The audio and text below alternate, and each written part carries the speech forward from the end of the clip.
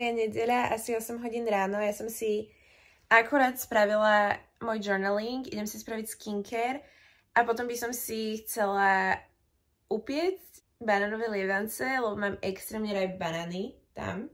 Mne sa nikdy nedaria banánové lievance. Na tom neviem, čo zle chutiť, ale vždycky sa mi proste rozpoja. Podľa mňa je chyba v mojej panvici, ale idem skúsiť nejaký nový recept.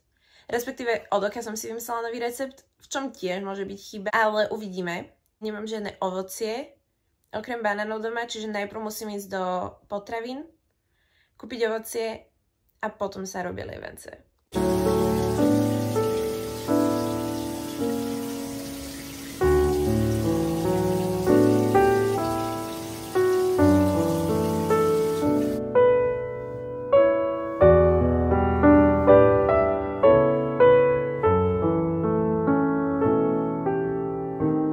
Ja som si bola kúpiť ovocie na raňajky.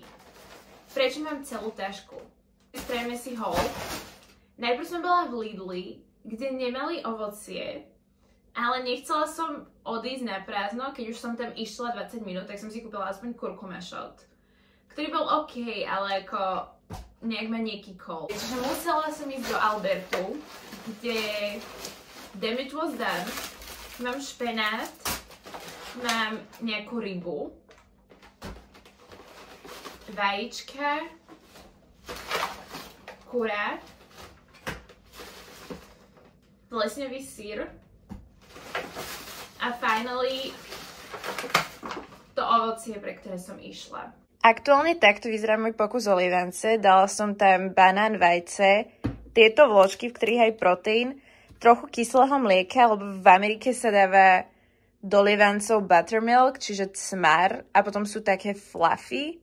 Ako brala som, že by to mohlo fungovať podobne, škoricu. Tu som si nakrájala ovocie, idem si to rozmixovať, dať na panvicu a dúfam, že z toho nebude trhanec.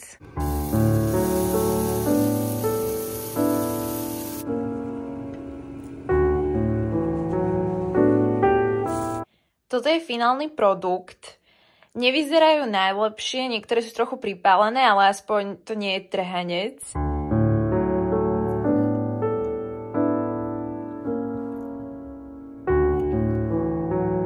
Idem sa dole učiť, lebo sú 2 hodiny. Ja som okrem toho, že som bola v potravinách a spravila lievance, nič nerobila. A ja som stávala o 8, čiže to, že mi tieto 2 aktivity trvali 6 hodín, je trochu insane. Chcela som dať vyprať, ale zistila som, že všetky práčky sú obsadené, čiže budem si musieť nájsť nejaký menej populárny čas ako v nedeľu po obede na pranie. Ale až tak ma to nesúri, ale fakt to učenie, ako trebalo by niečo ísť do tej školy robiť. Zajtra mám hodinu, na ktorú už máme assignment hotový, čiže to je v pohode. Ale chcela by som spraviť aspoň nejaké 2 readingy, potom sa vrátiť hore, dať si nejaký snack a ísť sa prejsť, kým neprší. Na večeru si budem robiť tú rybu, čo som si kúpila, čiže aj na to som zvedavá. Mobil si so sebou neberiem, ten si nechám tu na nabíjačke, nech nemám distractions, lebo seba kontrolu úplne nemám. Nakoniec som nešla dole, lebo sa mi nechcelo, len tu v izbe som spravila 2 readingy. Teraz ešte mám hrozno, ale vidíte toto? Ako, není to úplne modrá obloha, ale toto som tu ešte nevidela.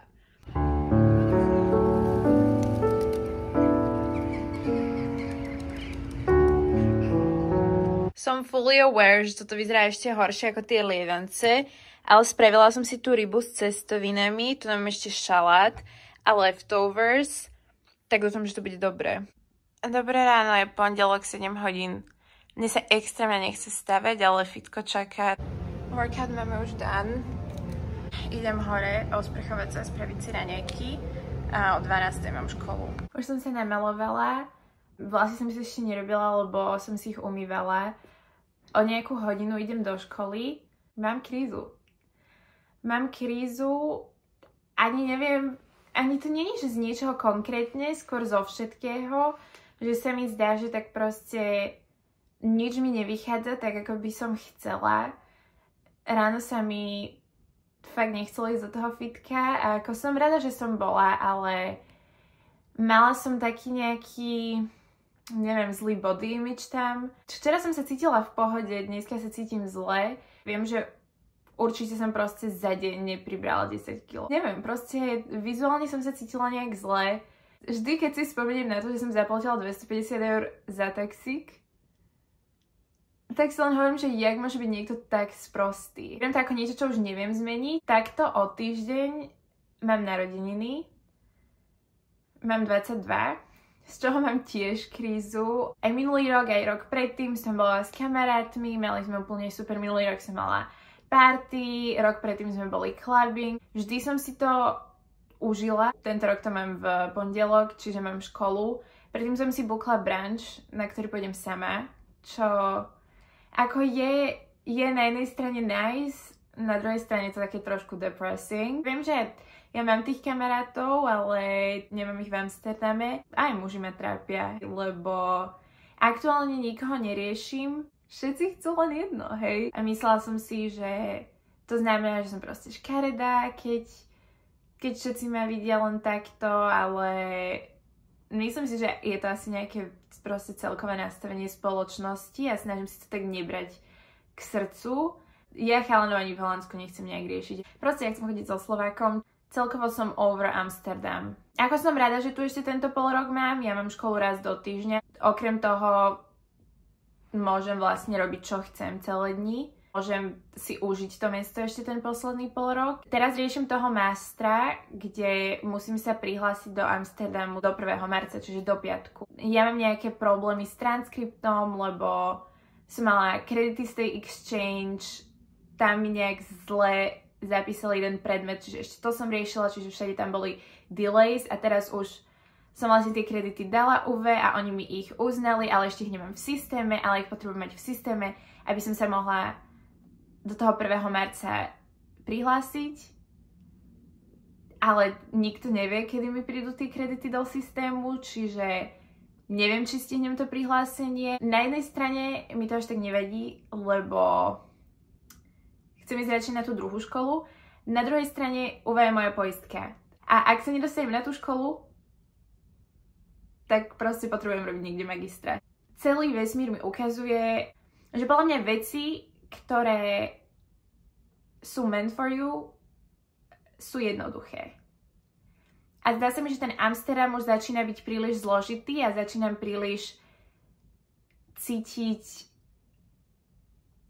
tú silu, ktorá ma tlačí preč. Asi sa po tomto sťahujem späť. Aj s tými kamarátmi. Teraz, čo som prestala piť, tak nemôžem chodiť clubbing. Jasné, že by som mohla, ale ja nie som typ človeka, čo by si úplne vedel užiť klub sober. Čiže táto socializácia mi už odišla.